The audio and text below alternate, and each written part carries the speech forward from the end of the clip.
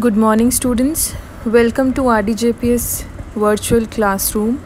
Today we will study chapter 3, Iswaran, the storyteller, from book Moments. So, here Mahendra is a person who narrated this story to Ganesh. Mahendra was a junior supervisor in a firm which provided supervisors at various type of construction sites. He used to travel to different sites to supervise the construction projects. He was a bachelor with simple needs. Iswaran, his cook, would accompany him to his different project sites. He would cook food for him and wash his clothes. He chatted with Mahendra at night and told many stories and anecdotes on varied subjects. Iswaran was capable of producing vegetables and cooking ingredients from any type of land. So, within an hour of arriving at the new zinc sheet shelter at the new workplace, Iswaran miraculously came up with the most delicious dishes made with fresh vegetables. Every day after eating breakfast, Mahendra would leave for work and Iswaran would do household chores. After lunch, he would read some popular Tamil thrillers before dozing off. Iswaran's stories were highly influenced by the Tamil author he read. He would give a life to the scene of a story by narrating each and every detail, thus also creating a suspense. His method of narrating would completely get Mahendra's interest occupied. Iswaran narrated an incident when a rock elephant wreaked a havoc in his town. Iswaran said that one day a tusker escaped from the timber yard and went astray. It was tearing up the wild creepers and breaking branches at will.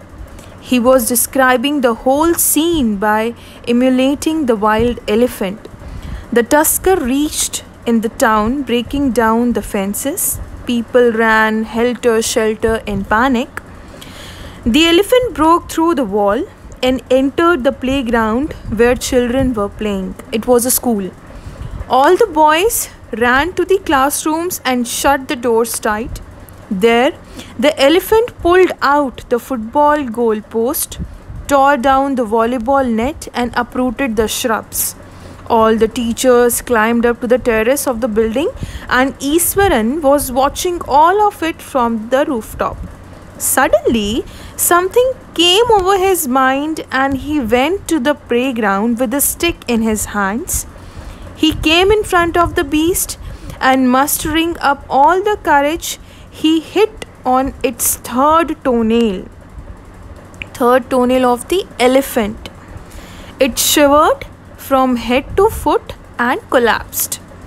Iswaran went inside to warm up the food, leaving the story and Mahendra's curiosity in middle.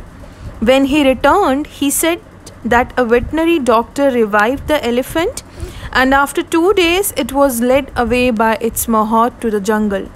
Mahendra asked him the reason behind its collapsing just by a whack on its toenail. Iswaran told him that it was a Japanese art, karate, or maybe jutsu. So one morning, Iswaran asked Mahendra if he could make something special that night, as that was an auspicious day when various delicacies were prepared to feed the spirits of their ancestors. That night, Mahendra had a delicious meal which Iswaran told him that he had come across many bones and skulls from the very first day there. He further said that a horrible ghost of woman appeared on and off during full moon. Mahendra shivered at this description but discarded Iswaran's comments. After hearing Iswaran's ghost incident, Mahendra avoided looking out of his window when the moon was full. So one night he was woken up by a moaning sound close to his window. He thought that it was a cat prowling around the mice, but gradually the wailing became louder and less feline. He looked outside the window but did not find anyone there.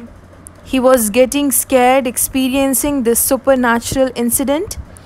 This morning, Iswaran told him that last night the voice he had heard was of female ghost and Mahendra himself watched her at night. This confirmation sent a chill down Mahendra's spine and he tendered his resignation from the job at that place. He resolved to get out of there the very next